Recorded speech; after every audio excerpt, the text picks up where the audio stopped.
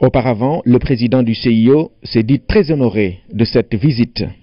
Pas seulement un grand honneur pour toute l'organisation du Comité international olympique, mais aussi en particulier pour moi-même, parce qu'au terme olympique, je suis un peu un fils du Sénégal.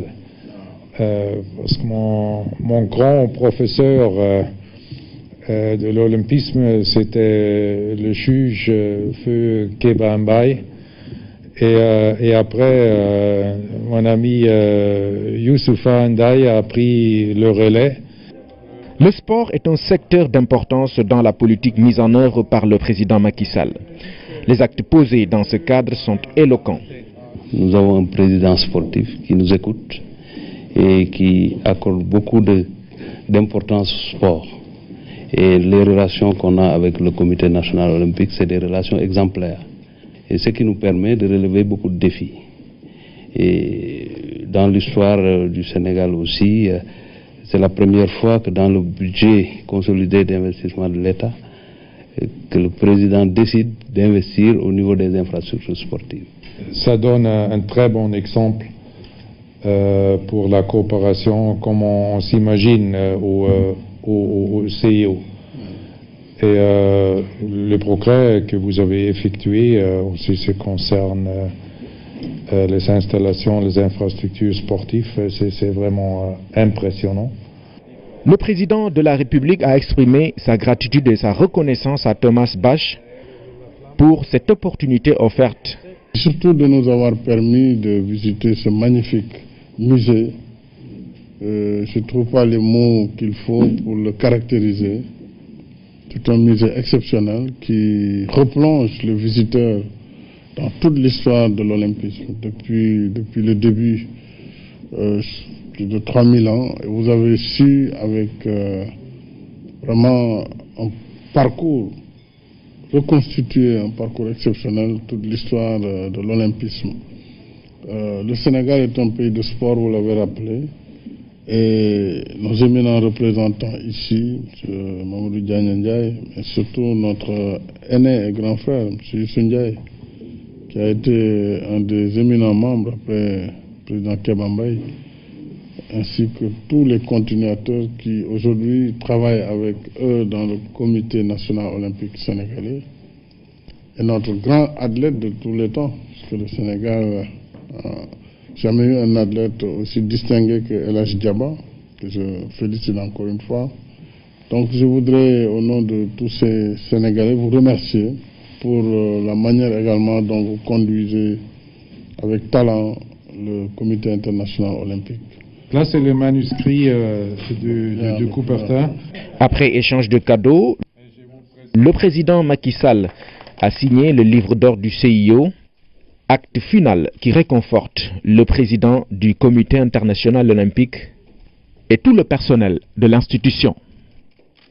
Le prix Macky Sall pour le dialogue sera décerné dans quelques mois. Dans le cadre de sa promotion, les initiateurs ont convié le chef de l'État à un panel sur le potentiel du dialogue en Afrique. Après avoir exposé l'exemple du Sénégal dans ce domaine, le président Sall s'est dit honoré du choix porté sur sa personne comme parrain de ce prix institué par le Centre indépendant de recherche et d'initiative pour le dialogue, un organe accrédité aux Nations Unies. Nous restons avec notre envoyé spécial Oumar Nying. Dans le hall du Palais des Nations Unies à Genève, l'indication est claire. Aujourd'hui, c'est le dialogue qui est au cœur des débats à la faveur du prix Macky Sall. La participation du parrain est un honneur pour les initiateurs. Alors je pense que votre intervention est très attendue, Excellence, Monsieur le Président, et puis c'est pour cause, parce que nous, en tant qu'organisation de dialogue, nous avons identifié dans votre méthode de gouvernement au Sénégal quelque chose qui devrait servir de modèle. Nous l'assumons parce que c'est la vérité, nous continuerons à l'assumer, nous l'assumerons notamment à travers la remise du prix qui aura lieu dans quelques mois. Mais avant, Monsieur le Président, je vous laisse communiquer votre sensibilité sur la question. Le choix du président Macky Sall n'est pas un hasard, car c'est un chef d'État qui inscrit le dialogue au cœur de sa gouvernance. Le dialogue est nécessaire à la démocratie, à la fois par sa vertu conciliatrice, mais aussi parce que l'exercice légitime des droits et libertés qu'elle autorise ne conduit pas à des abus préjudiciables au régime démocratique. Alors cette responsabilité de préserver l'idéal de la démocratie pèse à la fois sur la majorité qui gouverne, mais aussi sur l'opposition qui s'oppose et sur le citoyen. Le 28 mai dernier, première séance, j'avais lancé une invitation aux forces vives de la nation, au premier chef desquels il y avait les forces politiques, toute obédience confondue, opposition, majorité et non-alignés, parce que nous avons aussi des non-alignés dans la classe politique sénégalaise. Mais nous avions aussi les chefs religieux, toute obédience confondue et toute confession confondue, puisque le dialogue islamo-chrétien est aussi une réalité au Sénégal. C'est l'un des rares pays où vous pouvez avoir des cimetières où reposent à la fois des musulmans et des chrétiens. Nous avions le patronat, le secteur privé, les syndicats, donc le monde du travail, et de façon générale, nous avions donc tout le Sénégal en miniature. Et ce premier dialogue a permis une retransmission en direct à la télévision nationale, évidemment de donner la parole librement à tous ceux qui souhaitaient la prendre et sans aucune restriction. Le dialogue est donc une réalité au Sénégal. Et les assises du 28 mai 2016 constituent l'aboutissement de tout un processus au regard des initiatives qui l'ont précédé et qui portent la marque du président Macky Sall. Les concertations sur l'avenir de l'enseignement supérieur, les assises de l'éducation, le dialogue sur l'acte 3, sur la réforme foncière, la liste est longue. Aujourd'hui, il faut évaluer pour voir comment capitaliser tout cela. Le dialogue a permis de lancer tous ces dialogues sectoriels et je suis en train d'attendre le retour pour qu'avant le 28 mai prochain, nous puissions avoir les résultats de ces discussions. Et c'est là l'intérêt.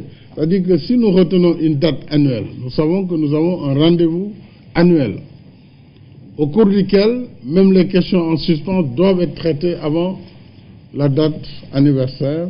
Et à cette date, nous devrons faire le point. Bien sûr, le dialogue doit être encouragé par toutes les parties. Il n'y a pas que l'État, il n'y a pas que le président de la République. Il faut aussi que tous les acteurs s'engagent sérieusement dans la voie du dialogue pour nous permettre d'avoir des consensus et donc de faire avancer notre démocratie et notre société. Le chef de l'État s'est dit très honoré du choix porté sur sa personne. Dans quelques mois, le prix Macky Sall sera décerné à un récipiendaire. Le Centre indépendant de recherche et d'initiative pour le dialogue marquera du coup un pas important dans la promotion de cette vertu. Voilà pour la visite du chef de l'État en Suisse. Ici au Sénégal, Dakar abrite du 23 au 28 mars la semaine du développement africain. La croissance, les inégalités et le chômage sont à l'ordre du jour de la conférence des ministres africains des finances, de la planification et du développement économique de la Commission économique pour l'Afrique. La cérémonie d'ouverture a été présidée ce jeudi par le ministre du Budget, Thierno Diallo. La croissance, les inégalités et le chômage réunissent à Dakar des personnalités africaines de haut niveau. Le développement du continent les interpelle tous à ce jour. Il nous appartient d'améliorer la qualité de vie des populations africaines, en particulier faciliter l'emploi des jeunes, élargir l'accès aux services sociaux de base et offrir à la jeunesse africaine davantage de possibilités nouvelles et meilleures. La semaine du développement africain sera une tribune idéale pour partager les stratégies politiques pour vaincre les affres de la pauvreté du continent. Lorsque les conditions de vie des populations vulnérables s'améliorent, la paix et la stabilité sociale se renforcent. Pour avoir une croissance plus durable, il est indispensable qu'elle soit équitable. Les sociétés les plus solidaires connaissent généralement une croissance plus accélérée et dans la durée. Comment créer une croissance forte, durable, qui soit inclusive, qui ne soit pas appauvrissante, qui soit une croissance enrichissante et qui peut réduire les inégalités et qui peut apporter une solution au sous-emploi qui caractérise la jeunesse africaine. La situation actuelle du continent préoccupe beaucoup nos experts. Un rapport sera soumis à la conférence des ministres africains des Finances en cours de semaine. Lorsqu'on sait que ce continent, aujourd'hui, a à peu près 60% de sa population qui a 25 ans et moins, nous avons besoin de voir quelles sont les voies et moyens pour donner la santé qu'il faut à cette jeunesse, l'éducation qu'il faut à cette jeunesse, pour que nous puissions avoir cette croissance économique qui nous permettrait de générer de l'emploi. Une fois qu'on aura généré de l'emploi, on aura les revenus qu'il faut. Et si ces revenus sont répartis de manière équitable à travers la société, ça nous permettra de réduire sensiblement la pauvreté. Les travaux ont débuté ce jeudi et vont se poursuivre jusqu'au mardi 28 de ce mois. La Société nationale d'électricité Sénélec a acquis un camion de lavage sous tension. L'outil vient en appoint au dispositif de maintenance des ouvrages du réseau de transport de l'électricité. Son coût est de 700 millions de francs CFA. L'engin a été réceptionné par le directeur général de la Sénélec. C'est un reportage de Fantabachi. C'est un engin multifonctionnel doté d'une technologie de pointe avec son mât de 40 mètres flexible et une capacité de réservoir de 8 mètres cubes d'eau. Ce camion de lavage sous tension acquis par la Sénélec va assurer le nettoyage de ces isolateurs des lignes de transport de l'électricité. L'outil allie efficacité et praticabilité. Avec ce nouveau camion, nous allons réaliser un double objectif. Le premier, c'est d'exécuter correctement notre programme de nettoyage d'isolateurs, donc rendre notre réseau plus sûr et plus disponible. Le deuxième objectif, c'est introduire les travaux sous tension dans nos techniques de maintenance. On ne peut pas se passer de ce type de matériel aujourd'hui si on veut faire de l'électricité dans des conditions optimales qui garantissent une bonne qualité de service aux usagers que nous sommes. La maintenance du réseau de transport de l'électricité se faisait jusque-là de façon rudimentaire. Dans le souci d'améliorer la qualité de ces services, la direction de la Sénélec a fait de l'acquisition de ce camion une règle d'honneur. Avant l'acquisition de ce camion, il fallait interrompre le service pendant des heures, faire monter des agents que nous appelons des monteurs avec des chiffons pour nettoyer ces isolateurs. Je ne parle pas du temps que le consommateur perd en attendant que l'électricité soit rétablie. Je ne parle pas du coût de l'opération par rapport à l'électricité qui n'est pas distribuée et qui est perdue pour Sénélec et pour la collectivité nationale. Mais imaginez surtout le risque que ces agents prenaient, même si c'était des opérations hors tension parce que l'électricité était coupée, mais quand même le risque de monter sur ces pylônes pour faire un entretien parfois sous le soleil, parfois sous la pluie. C'était quand même des opérations dangereuses. Près d'un demi-milliard de francs CFA a été investi pour renforcer et améliorer le dispositif de maintenance de la Sénélec. Sénélec s'est inscrit dans un processus d'amélioration continue qui est actuellement perceptible à tous les niveaux. Au niveau du management, au niveau des différents segments qui constituent le métier de Sénélec, dans la production, dans le transport, la distribution, mais également dans le service final qui est rendu aux citoyens. Pour le moment, le camion va desservir les régions allant du poste de Bel-Air jusqu'à Diamniadio, soit 100 km de ligne haute tension. L'idéal aurait été d'avoir un camion par région peut-être, par région Sénélec je veux dire. Et comme la maintenance se fait suivant une période et que ce camion bien équipé peut rouler sur le goudron et rejoindre ces localités, je crois qu'on peut, avec un bon programme de maintenance, arriver à gérer l'ensemble du territoire national. Mais il faut accélérer la procédure d'acquisition d'un nouveau camion.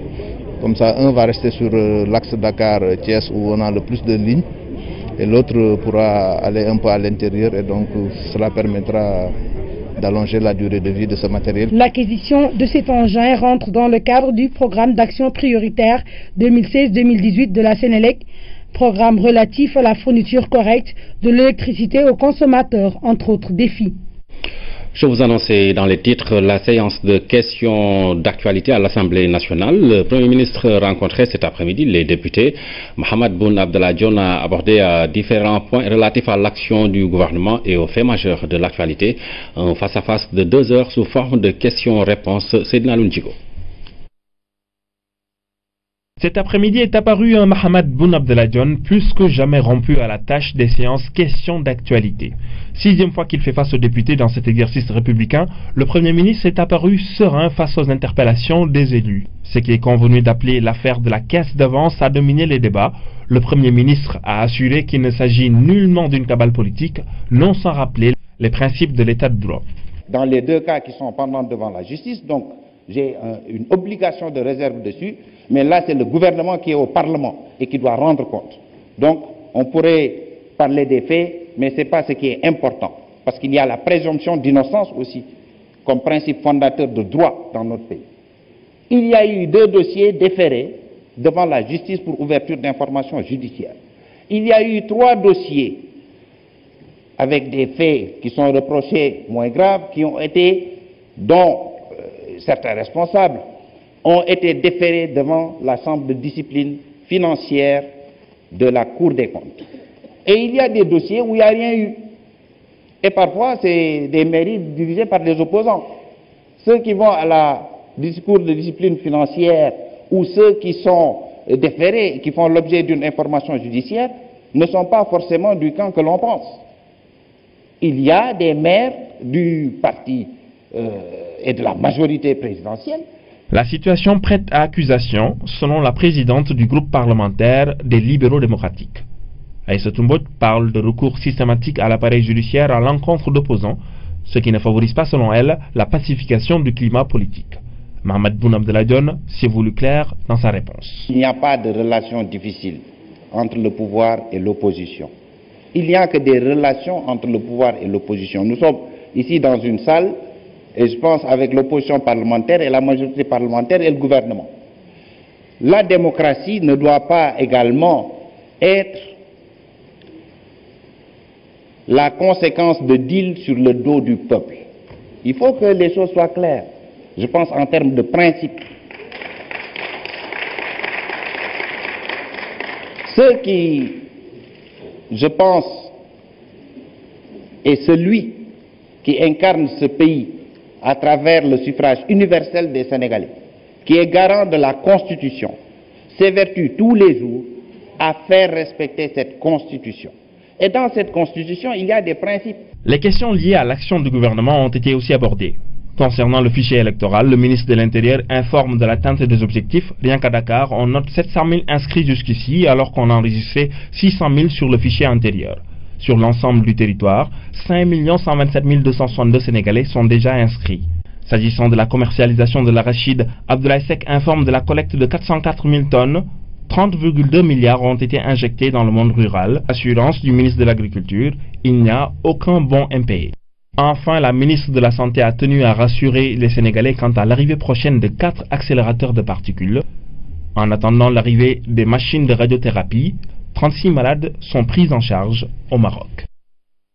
Après cette séance de questions-réponses, plusieurs députés et quelques membres du gouvernement ont exprimé leur satisfaction quant à la qualité des débats. Ils sont au micro de Oumoubale. C'était normal que 3 mois, le Premier ministre n'est pas venu au niveau de l'Assemblée. Il est venu aujourd'hui. Les députés on a posé et des doléances. Le Premier ministre nous a répondu positivement et on est content et très fiers de notre Premier ministre et de notre gouvernement, surtout le Président de la République. Oui, moi je pense que le Premier ministre a fait ce qu'il avait à faire. Il a fait ce qu'il devait faire et il a fait ce que le peuple sénégalais attendait de lui. Je pense qu'il a bien répondu. Vous avez entendu toutes ces réponses par rapport à l'actualité nationale, surtout par rapport à ce qui s'est passé avec le maire de Dakar. Vous avez entendu ce qu'il a dit. Le président de la République a dit qu'il ne protégera personne. Et donc je pense qu'on va attendre la justice faire son travail. Bon, moi j'ai toujours dit que Khalifa Sall n'a qu'à payer. Et je demande aux Sénégalais de ne pas voter pour lui parce que lui-même il a avoué de manière indirecte qu'il a volé. Quand il dit que je ne suis pas le seul à avoir volé, c'est parce qu'il a avoué de manière indirecte qu'il a volé. En tout cas, moi personnellement j'ai été déçu par la réponse du ministre de l'Agriculture qui a représenté le ministre de la Pêche. Parce qu'à vrai dire, moi je suis de Guindan, je suis de Saint-Louis, donc je suis issu d'une famille de pêcheurs. La pêche ne va pas, surtout à Saint-Louis. Il faut que quand même les Guindoyens soient soutenus, qu'on négocie des licences de pêche dans d'autres pays, comme la Mauritanie ne veut plus nous octroyer des licences de pêche. Mais malheureusement, le ministre de l'Agriculture dit que la pêche va bien. Mais la pêche va mal, tout va mal au niveau de la pêche à Saint-Louis. Je dis toujours que c'est un bel exercice démocratique que notre Assemblée nationale et le gouvernement du Sénégal pratiquent à travers ces séances de questions-réponses qui permettent au gouvernement d'expliquer et toujours expliquer aux citoyens la politique que nous tenons et également aux députés de voir quel est l'état d'avancement de l'exécution des politiques publiques arrêtées par le président de la République, exécutées par le gouvernement et son Premier ministre, en l'occurrence le Premier ministre Mohamed Boun Abdallah. 70 villages des régions de Tambacounda et de Matam vont avoir accès à un réseau, vont avoir accès à un service électrique durable cette année. L'agence d'électrification rurale a présenté le projet au cours d'un CRD à Matam. L'objectif principal est de participer au développement équilibré des territoires. Oumou Kalsom Sall. 10 milliards 500 millions de francs CFA mobilisés pour sortir plus de 50 000 personnes des ténèbres. Un projet de l'Agence sénégalaise d'électrification rurale cofinancé par l'État et l'Union européenne.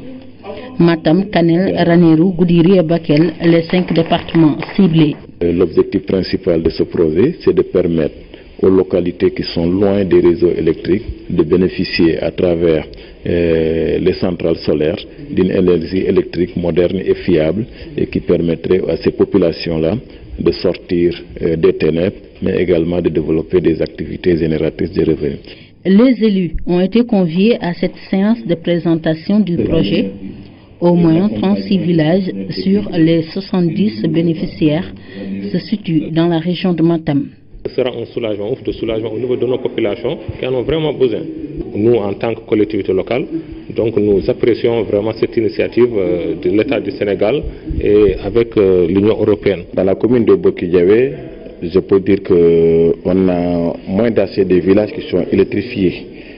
Et on a beaucoup de villages, surtout le Djiri, aucun village n'est électrifié là-bas. Mais avec ce programme AZER, on nous a dit que tous les villages seront électrifiés. Donc ça, c'est une très bonne nouvelle. Ce projet s'inscrit dans le cadre du programme national d'urgence d'électrification rurale qui vise l'accès universel à l'énergie. C'est un programme de 150 milliards.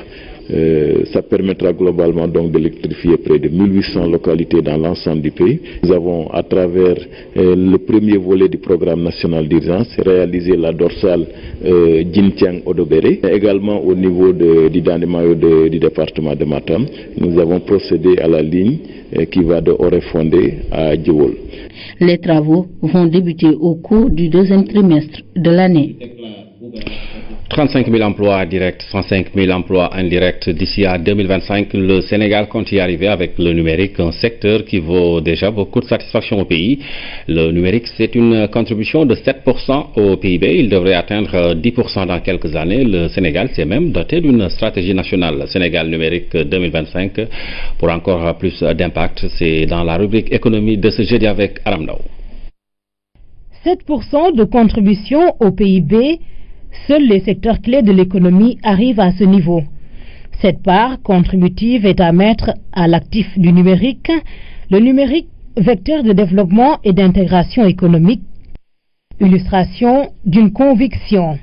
Forte contribution au PIB du Sénégal. Deuxième illustration, au niveau mondial, les grandes entreprises du numérique donc, qui sont les plus grandes capitalisations boursières, par exemple aux États-Unis, que ce soit les Google, Apple, Facebook, Amazon, Microsoft.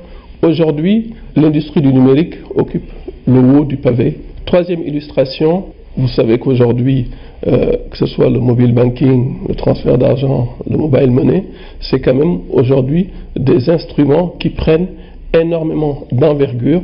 La transformation digitale de nos économies, la transformation digitale de nos entreprises et de notre administration sont inévitables et le plus tôt on y va, mieux c'est. Pour le Sénégal, cette transformation digitale est enclenchée et là pour nom Sénégal numérique 2025. Cette stratégie devrait permettre une meilleure croissance économique au Sénégal, au-delà même du secteur du numérique. Nous prévoyons d'avoir une croissance au niveau du PIB à hauteur de 10%, directement impulsée par le secteur du numérique. Ce Sénégal numérique qui fait déjà l'objet d'une appropriation par ses acteurs va à lui seul changer le visage du pays. Mais nous prévoyons également un effet d'entraînement de l'ensemble des secteurs qui va induire une augmentation en termes de PIB de 300 milliards. Ce qui est très important également. Autre chose d'important pour le numérique, c'est la création d'emplois que nous prévoyons dans le cadre de cette nouvelle stratégie-là. 35 000 emplois, je crois que ça va être également une contribution très importante. Le numérique revendique ainsi une place de choix dans le PSE. Le Sénégal devrait pouvoir émerger avec un numérique prêt à éclore partout, avec tous ses sous-secteurs associés, les télécoms, les postes, les TIC, l'informatique. Aujourd'hui, quand on parle de la fibre optique par exemple, nous sommes à près de 4500 km de fibres qui ont été déployés dans tout le territoire sénégalais, sans tenir compte de la densité de la population dans les localités. C'est vraiment là l'objectif de l'État aujourd'hui, c'est de permettre à chaque citoyen sénégalais d'avoir accès à cette infrastructure large bande qui est indispensable au développement de l'économie numérique. C'est quand ces populations auront accès à cette infrastructure qu'on pourra permettre au secteur privé de développer des applications à forte valeur ajoutée pour l'agriculture, pour l'élevage, pour les transports, pour la sécurité. Ce qui est sûr, c'est que cette éclosion souhaitée du numérique suscite beaucoup de volonté et d'engouement. Nous mesurons l'impact que peut avoir le numérique sur l'économie nationale. Bien sûr, c'est un challenge pour le numérique. Ce sera encore beaucoup plus difficile, mais nous sommes sûrs qu'avec les mesures que nous sommes en train de prendre pour révolutionner l'écosystème, pour qu'il y ait l'éclosion, la promotion de l'industrie des TIC, surtout au niveau local, pour que les entreprises du secteur des TIC puissent éclore et puissent mieux exporter. Nous sommes sûrs que ces 10%, nous allons les atteindre. Nous sommes prêts, nous acteurs du secteur, à conduire la transformation digitale du Sénégal. Et on peut nous faire confiance, on nous fait confiance partout en Afrique, partout dans le monde. Nous avons une excellente expertise. Vous avez aujourd'hui un secteur privé du numérique qui est dynamique. Si le numérique parvient d'ici à 2025 à peser 10% au PIB, à avoir un impact de 300 milliards sur l'économie, avec tous les emplois attendus, l'horizon de l'émergence n'en sera que plus proche. Un séminaire de mise à niveau des démarches en ligne du portail service public gouv.sn s'est ouvert ce matin à Saly. La rencontre a pour objectif d'améliorer les procédures administratives pour mieux faciliter le climat des affaires. L'atelier permet également à l'Agence de l'informatique de l'État d'enregistrer les changements notoires constatés lors des 5 dernières années d'Amsila. Lancé en 2014, le portail web servicepublic.gouv.sn a pour objectif de faciliter aux citoyens l'obtention de documents administratifs. Dans ce séminaire, les échanges portent sur la mise à jour des démarches administratives du portail pour améliorer l'offre de services. En plus de la mise en ligne des informations administratives, le moment est venu de franchir un autre palier en simplifiant le processus et de dématérialiser les procédures pour en faire un véritable levier stratégique pour renforcer la transparence, mieux servir le citoyen et améliorer l'environnement des affaires. Pour accompagner l'État dans le programme de dématérialisation des procédures et jouer sa partition dans la vision Sénégal numérique 2025, l'ADI a lancé de vastes chantiers qui permettront d'atteindre ces objectifs. La mise en œuvre de cette démarche suppose une véritable appropriation des technologies de l'information et de la communication. En effet, l'utilisation efficace du numérique joue un rôle considérable dans la transformation de l'administration et induit des exigences croissantes qui ont pour nom simplification d'accès, plus grande transparence, réduction des délais de réponse, interactivité et célérité dans le traitement des requêtes. Les démarches ciblées lors de ce séminaire sont principalement ceux qui faciliteront l'environnement des affaires et des procédures administratives des ministères de souveraineté. Donc, la mise en œuvre de cet objectif s'appuie sur le programme 3 de la lettre de politique sectorielle du ministère Administration électronique. Ce programme s'articule autour de ces actions ci-après. Dématérialisation des procédures administratives et le développement des contenus et logiciels, la conduite de changement, la qualité des services et de la sécurité, l'accompagnement du secteur privé. Le site compte aujourd'hui près de 700 démarches administratives en ligne pour les particuliers comme pour les professionnels. La mise à jour permanente des données constitue un défi majeur pour la pérennité du projet. Le rôle des nuages dans les prévisions météo et le cycle de vie est mis en évidence 23 mars, journée mondiale de la météo. La cérémonie officielle s'est tenue au siège de l'ANACIM. Le thème de cette année est comprendre les nuages. Rougui Atouba. Comprendre les nuages, c'est établir leur lien avec le changement climatique, c'est aussi connaître leur impact sur le climat et les ressources en eau. Ils sont importants dans le cycle de l'eau, dans l'équilibre énergétique. Ils sont importants dans la modélisation numérique du temps. Donc c'est important de pouvoir modéliser ces nuages afin de produire des prévisions fiables. Ils sont importants dans la modélisation climatique pour les projections climatiques.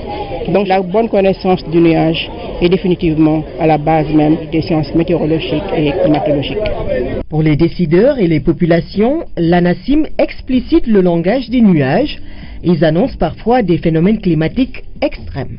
Ces risques climatiques peuvent être minimisés par anticipation si l'on dispose à temps de prévisions météorologiques et climatologiques fiables, reposant notamment sur des systèmes d'alerte précoce efficaces.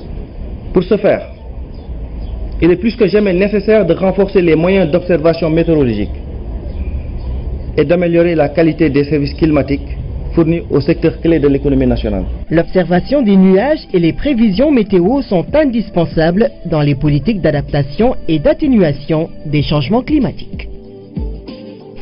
Et après des années d'ignorance des informations météorologiques, les Sénégalais commencent à y accorder un grand intérêt, surtout dans le secteur de la pêche. Notre reporter Lamine Touré a fait le tour de quelques endroits de Dakar. Partout, il s'est agi de valoriser les données de la météo à tous les niveaux de la vie active des Sénégalais. Le prétexte est bien sûr la journée de la météo. Voici son reportage.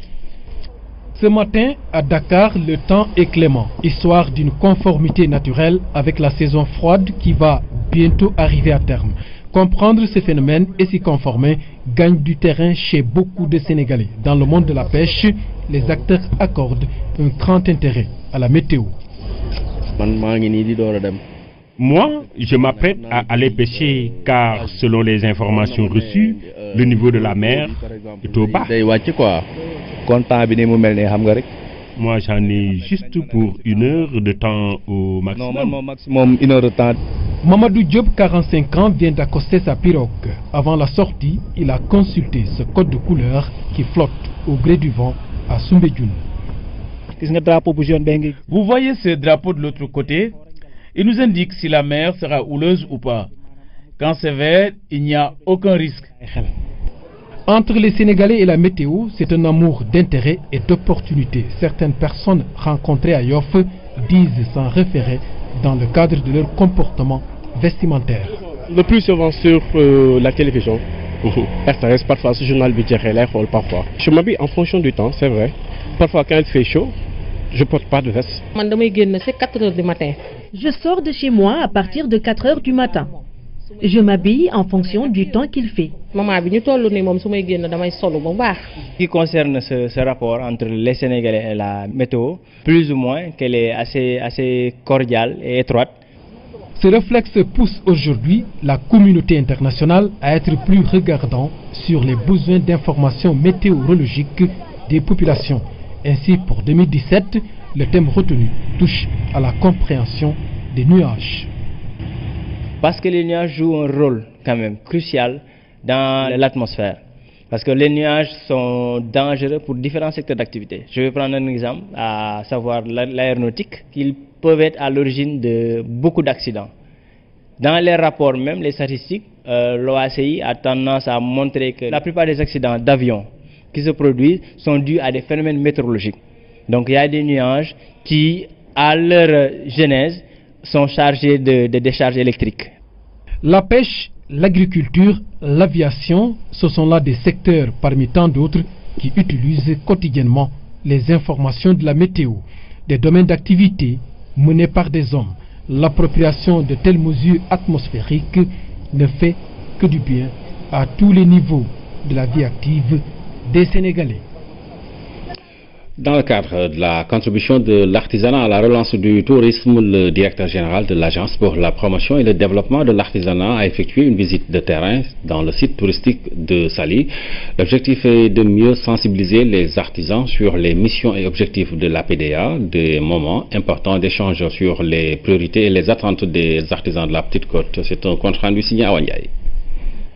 Saly, ville attractive de la Petite Côte, est un site touristique qui a un fort potentiel artisanal. Les artisans ont affiché leur enthousiasme lors de la visite du directeur général de l'Agence pour la promotion et le développement de l'artisanat. Une tournée de prise de contact a permis d'échanger avec les artisans. L'artisanat et le tourisme sont pratiquement deux mamelles d'une même mère. Aujourd'hui, ils ne peuvent plus aller seuls. Ils sont voués à aller ensemble.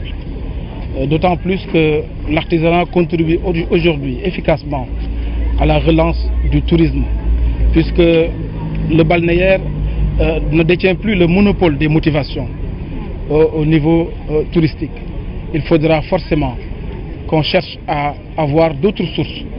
Et je pense que l'artisanat est là. Le manque de moyens financiers, la concurrence déloyale dans les hôtels ont été les doléances. Le directeur général de l'Agence pour la promotion et le développement de l'artisanat a visité les espaces où sont exposés les articles. Nous avons un tourisme artisanal qui est déjà là, qui a de grosses potentialités sur lequel on peut développer une synergie efficace, non seulement pour permettre à nos artisans de vivre de leur métier, mais aussi permettre aux artisans de contribuer à la relance du tourisme et de contribuer aussi à la formation de notre PIB. Cette visite de prise de contact a été un fort moment d'échange sur les priorités et les attentes des artisans de Saly. Nous avons rencontré beaucoup de directeurs d'hôtels qui sont ouverts à accueillir les artisans. Déjà, certains l'ont déjà fait et ont commencé à le faire depuis plus d'une vingtaine d'années. Et les artisans sont déjà dans ces cadres-là. L'artisanat est déjà dans ces réceptifs hôteliers, en termes de lits, en termes de décoration, en termes même de structure au niveau de ces hôtels.